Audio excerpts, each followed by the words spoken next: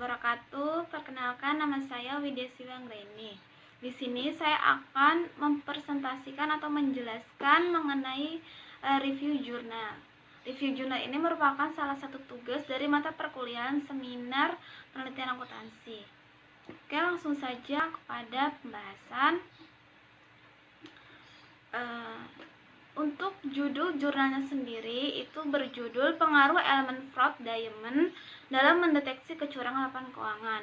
Nah, jurnal ini atau nama penelitinya itu adalah Bapak Ari Eksandi dengan Gabriele Lucy Dinda Tarapa.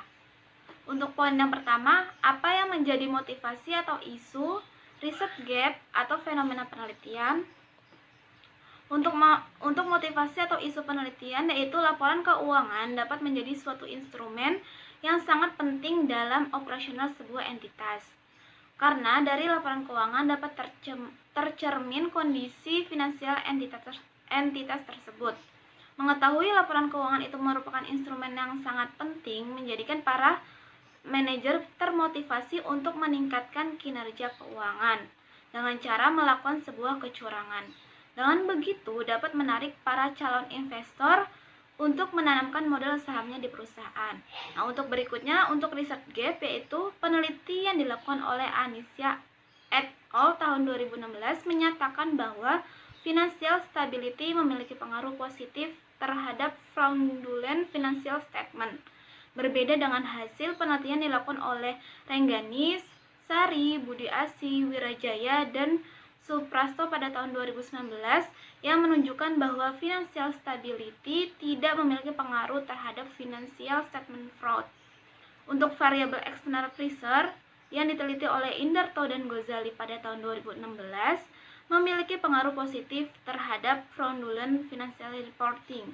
Namun berbeda dengan penelitian yang dilakukan oleh Anisya et al. Pada tahun 2016 yang menyatakan bahwa variabel external pressure tidak berpengaruh fraudulent financial statement. Nah, untuk riset gap yang berikutnya yaitu variabel financial target yang diteliti oleh Rengganis et al. Pada tahun 2019 menunjukkan pengaruh positif terhadap financial statement fraud. Namun penelitian yang dilakukan oleh Indarto dan Ghazali pada tahun 2016 menyatakan bahwa financial target tidak memiliki pengaruh terhadap fraudulent financial reporting. Untuk variabel nature of industry yang diteliti oleh Ina, Yanti, dan Sukirman pada tahun 2016 berpengaruh positif terhadap fraudulent financial reporting. Akan tetapi penelitian yang dilakukan oleh Yesyariani dan Rahayu pada tahun 2018 menyatakan bahwa nature of industry tidak berpengaruh terhadap financial statement fraud. Untuk variabel ineffective monitoring yang diteliti oleh Agustina dan Pratomo pada tahun 2019 memiliki pengaruh positif signifikan terhadap kecurangan pelaporan keuangan. Berbeda dengan hasil penelitian Ulfa, Nuraini, dan Wijaya pada tahun 2017 yang menunjukkan ineffective monitoring tidak berpengaruh terhadap fraudulent financial reporting. Nah, berikutnya untuk variabel opini audit yang diteliti oleh Ulfa et al. Pada tahun 2017 memiliki pengaruh signifikan terhadap fraudulent financial reporting. Tetapi, berbeda dengan penelitian yang dilakukan oleh Anissa et al. Pada tahun 2016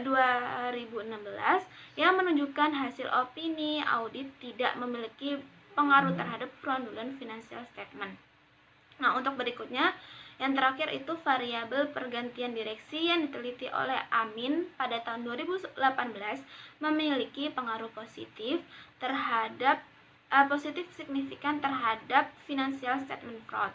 Sedangkan penelitian yang dilakukan oleh Yesyariani dan Rahayu pada tahun 2018 menyatakan bahwa pergantian direksi tidak memiliki pengaruh terhadap financial statement fraud. Nah, itu adalah riset gap dari penelitian. Nah, berikutnya ada fenomena penelitian, yaitu pada bulan Mei 2015 terjadi kasus kecurangan laporan keuangan yang dilakukan Toshiba melalui accounting fraud senilai 1,2 miliar US dollar. Itu menurut penelitian Basari 2015. Kemudian pada tahun 2018, PT Suprima Nusantara Pembiayaan atau SNP Finance melakukan sebuah kecurangan dengan memalsukan data dan memanipulasi laporan keuangan yang diketahui merugikan 14 bank di Indonesia hingga triliun rupiah. Tak hanya itu, pada bulan April 2019, PT Garuda Indonesia Tbk diduga melakukan kecurangan laporan keuangan sebab ada piutang yang dimasukkan ke pendapatan dan piutang tersebut berasal dari PT Mahata untuk pemasangan layanan konektivitas dan hiburan pesawat yang nilainya mencapai 239,94 juta US dollar. Diketahui belum ada pembayaran yang masuk dari Mahata hingga akhir 2018. Nah, untuk kritik dari poin yang pertama ini, tidak ada kritik untuk poin motivasi atau isu, research gap, serta fenomena penelitian. Peneliti sudah menjelaskan poin tersebut dengan baik dan lengkap pada bagian latar belakang. Berikutnya untuk poin yang kedua, yaitu jelaskan artikel-artikel utama dalam penelitian. Artikel-artikel utama yang digunakan dalam penelitian yaitu yang pertama, teori Chrysaea pada tahun 1953 yang diteruskan oleh Skousen et al. Pada tahun 2008. Ada 3 faktor yang selalu hadir dalam tindakan fraud, yaitu pressure, opportunity, dan rationalization, yang disebut sebagai fraud triangle. Yang berikutnya ada Wolfe dan Herman pada tahun 2004 yang menyatakan bahwa masih terdapat satu faktor tambahan untuk meningkatkan pencegahan dan pendeteksian fraud, yaitu capability. Sehingga 4 faktor tersebut dinamakan fraud diamond. Nah, untuk berikutnya, artikel berikutnya yaitu ada Jensen dan McLean pada tahun 1976 yang menyatakan hubungan keagenan timbul karena adanya kontrak antara prinsipal dan agen dengan mendelegasikan beberapa wewenang pengambilan keputusan kepada agen. Yang berikutnya ada Black Law Dictionary yaitu menyatakan fraudulent misstatement adalah suatu laporan atau pernyataan yang diketahui ketidakbenarannya atau dibuat secara ceroboh tanpa menyadari atau peduli apakah laporan itu benar atau salah, dan dimaksudkan untuk mempengaruhi orang yang menggunakan laporan tersebut sehingga orang itu menderita kerugian. Untuk artikel yang berikutnya yaitu ada Loeb, Becke, dan Bell mengindikasi perusahaan yang mengalami pertumbuhan di bawah rata-rata industri dapat memungkinkan manajemen untuk melakukan manipulasi laporan keuangan dalam meningkatkan prospek perusahaan. Nah, untuk kritik pada poin 2 ini yaitu tidak ada kritik ya untuk poin tersebut karena penulis sudah cukup menjelaskan artikel-artikel yang menjadi referensi dalam penelitian. Nah, untuk berikutnya, review yang berikutnya, yang ketiga ada apakah yang menjadi novelty atau kebaruan dalam penelitian ini. Nah, untuk novelty atau kebaruan dalam penelitian ini yaitu adanya sebuah hubungan antara stabilitas keuangan terhadap kecurangan dalam pelaporan keuangan.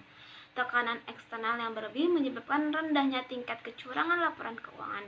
Sedangkan untuk target keuangan, kondisi industri, inefektif monitoring, opini audit, serta pergantian direksi tidak berkaitan dengan tingkat kecurangan laporan keuangan perusahaan. Untuk kritik pada poin ini yaitu peneliti sudah cukup jelas dan tepat dalam menampilkan novelty dalam penelitian ini. Nah, berikutnya yang keempat ada apa research question atau perumusan masalah dari penelitian. Untuk perumusan masalahnya itu terdapat 7, yaitu yang pertama, apakah stabilitas keuangan berpengaruh terhadap kecurangan laporan keuangan? Yang kedua, apakah tekanan eksternal berpengaruh terhadap kecurangan laporan keuangan? Yang ketiga ada apakah target keuangan ini dapat berpengaruh terhadap kecurangan laporan keuangan. Yang keempat ada apakah kondisi industri berpengaruh terhadap kecurangan laporan keuangan. Yang kelima, apakah ineffective monitoring berpengaruh terhadap kecurangan laporan keuangan. Yang keenam, apakah opini audit berpengaruh terhadap kecurangan laporan keuangan. Dan yang ketujuh, ada apakah pergantian direksi berpengaruh terhadap kecurangan laporan keuangan. Nah, untuk poin ini yaitu kritiknya, tidak ada kritik untuk poin ini. Peneliti sudah cukup menjelaskan perumusan masalah dalam penelitian ini, dan penempatan perumusan masalah juga sudah cukup benar ditempatkan pada bagian setelah latar belakang. Nah, berikutnya poin kelima, apa sih tujuan dari penelitian? Nah, tujuan dari penelitian ini yaitu untuk mengetahui pengaruh stability keuangan, tekanan eksternal, target keuangan, kondisi industri, ineffective monitoring, opini audit, dan pergantian direksi terhadap kecurangan laporan keuangan.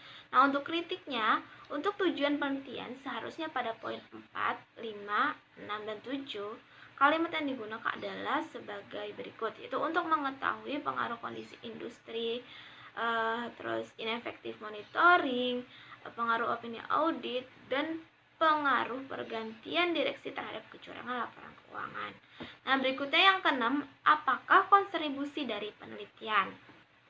Nah, untuk kontribusi dari penelitian ini itu berkontribusi untuk memberikan pemahaman mengenai hubungan financial stability, external pressure, financial target, hubungan nature of industry, ineffective monitoring, opini audit, dan pergantian direksi terhadap kecurangan laporan keuangan pada perusahaan manufaktur yang terdaftar pada Bursa Efek Indonesia periode 2016 sampai 2018. Nah, berikutnya untuk kritiknya, peneliti hanya menjelaskan kontribusi secara general saja. Seharusnya kontribusi disampaikan lebih spesifik lagi mengenai dampak penelitian bagi para investor atau calon investor terkait hal kecurangan laporan keuangan. Nah, berikutnya poin yang ketujuh, apakah grand theory yang digunakan dalam penelitian ini? Nah, grand theory yang digunakan yaitu ada teori keagenan atau bisa disebut juga teori agensi. Ya, teori keagenan atau teori agensi ini menyatakan hubungan keagenan timbul karena adanya kontrak antara prinsipal dengan agen. Dan dengan prinsipal ini mendelegasikan wewenang pengambilan keputusan sepenuhnya kepada agen. Nah, untuk kritik dari poin ini tidak ada kritik ya, karena penulis sudah cukup menjelaskan grand teori yang dipakai dalam penelitian. Nah, berikutnya jelaskan keterkaitan antara grand teori yang digunakan dengan penelitian. Nah, untuk grand teori yang digunakan tadi kan disebutkan bahwa grand teori yang digunakan adalah teori keagenan atau agensi.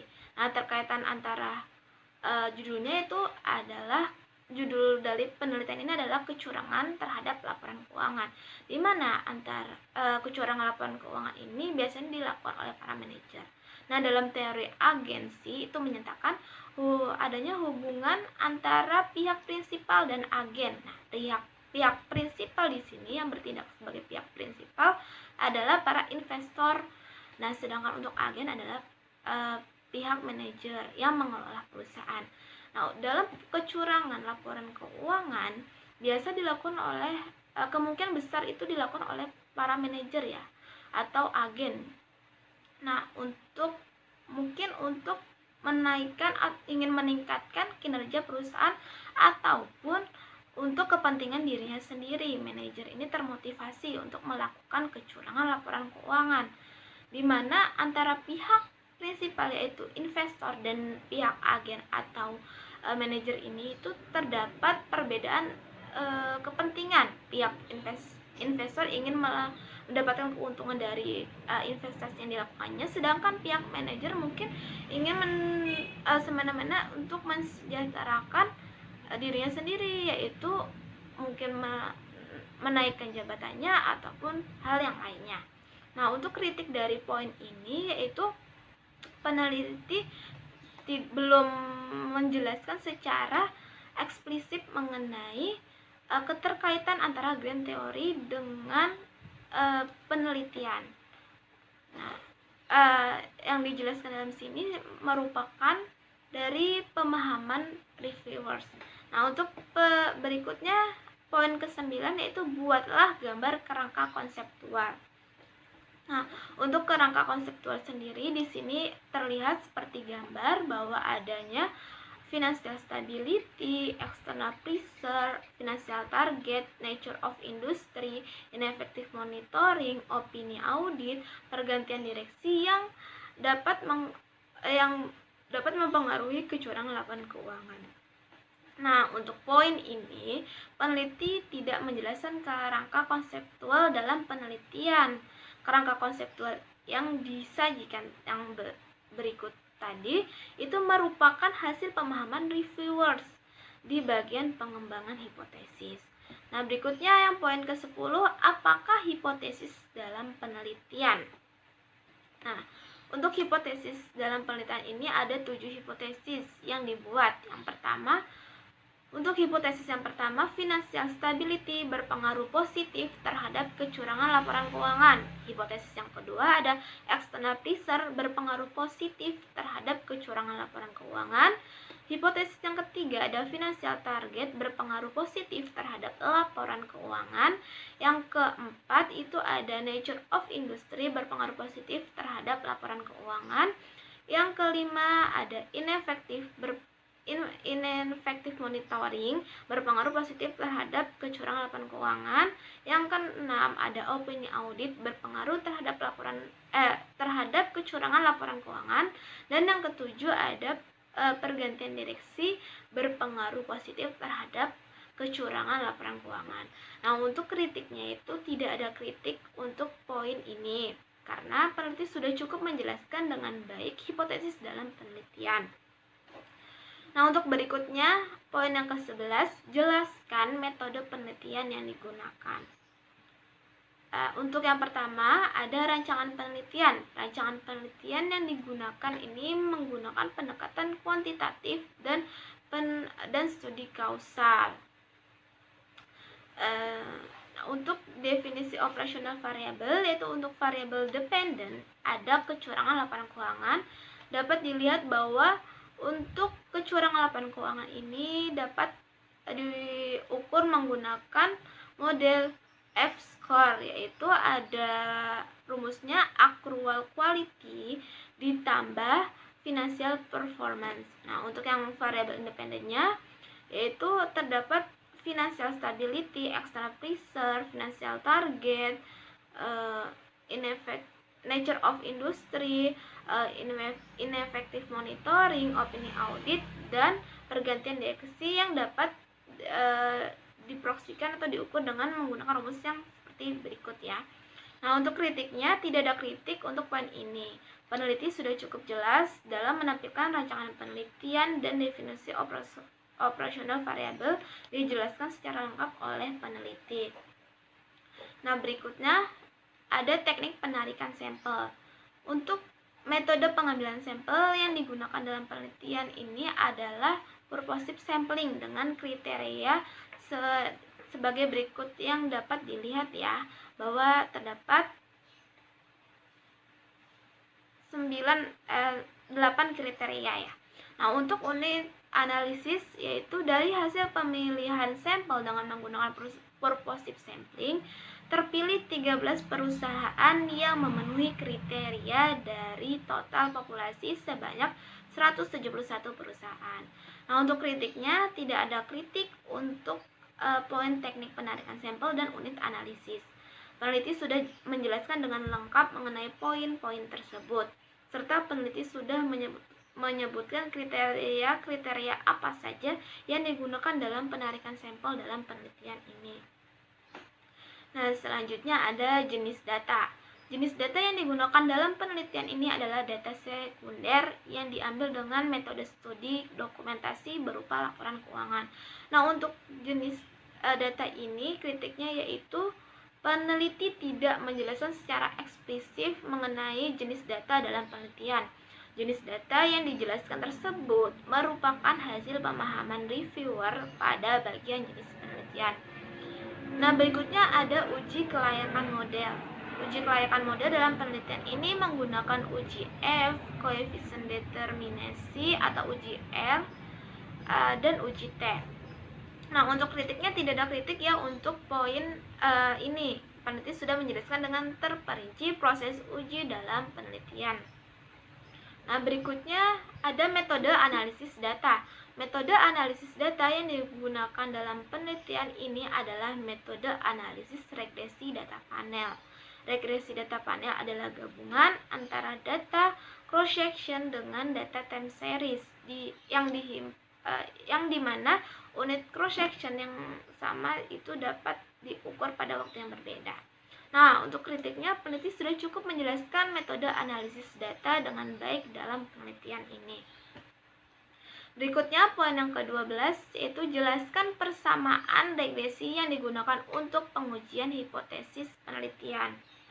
Untuk persamaan regresi data panelnya itu ya dapat dilihat terus ya seperti berikut. Nah, untuk kritiknya sendiri, peneliti tidak menjelaskan secara spesifik mengenai persamaan regresi yang digunakan dalam penelitian. Peneliti hanya memaparkan bentuk persamaannya saja. Seharusnya peneliti menjelaskan keterangan setiap simbol-simbol dalam regresi agar mudah dimengerti. Nah, berikutnya jelaskan pembahasan hasil penelitian.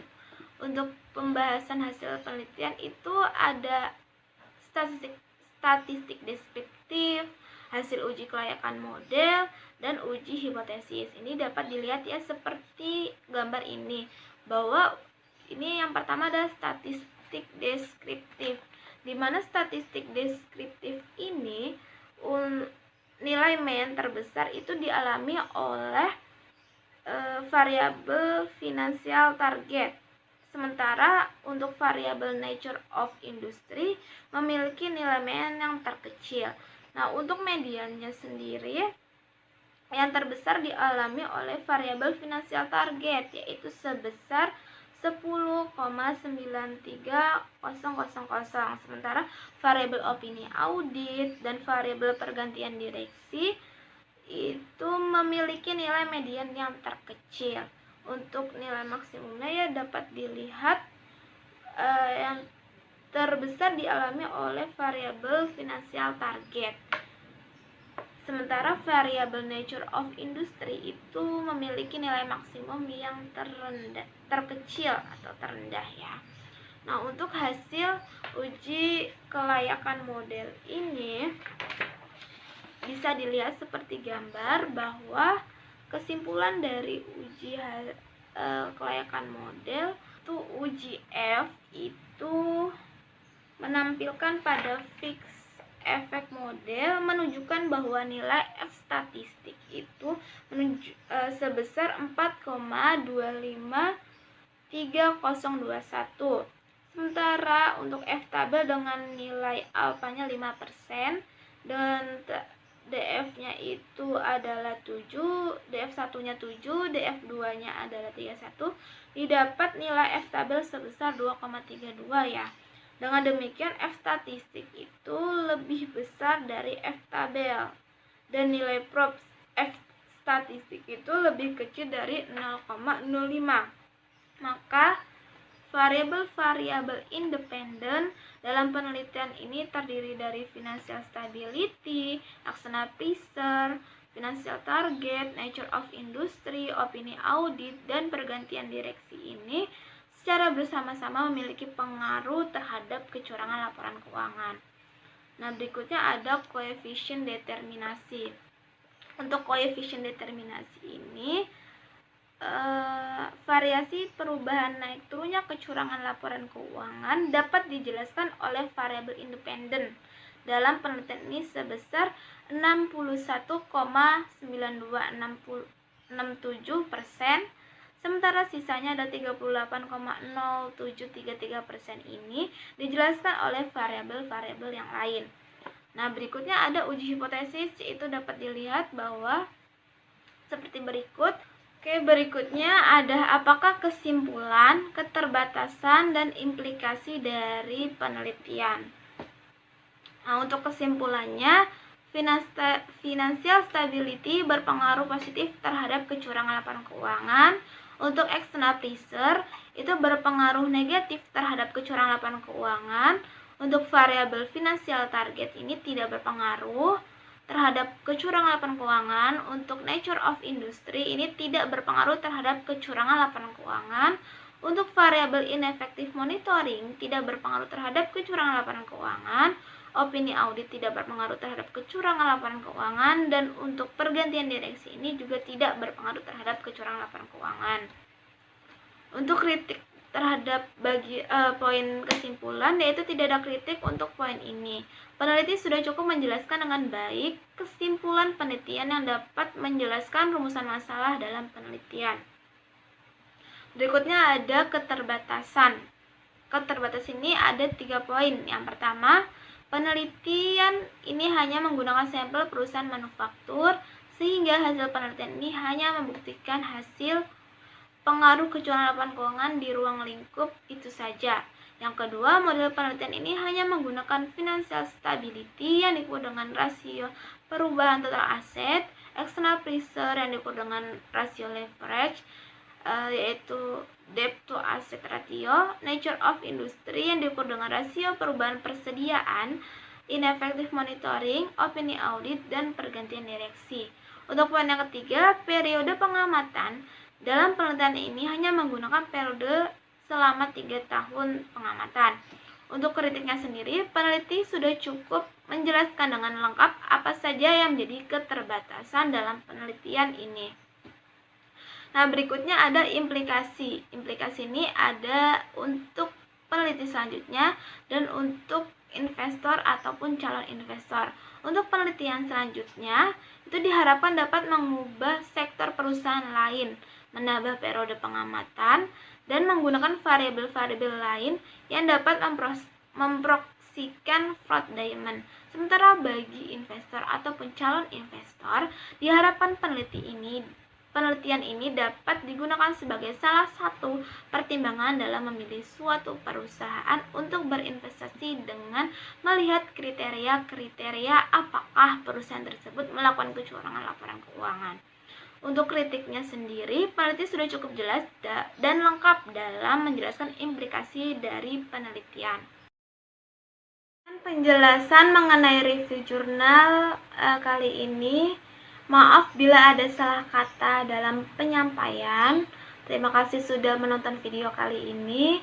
Wassalamualaikum warahmatullahi wabarakatuh.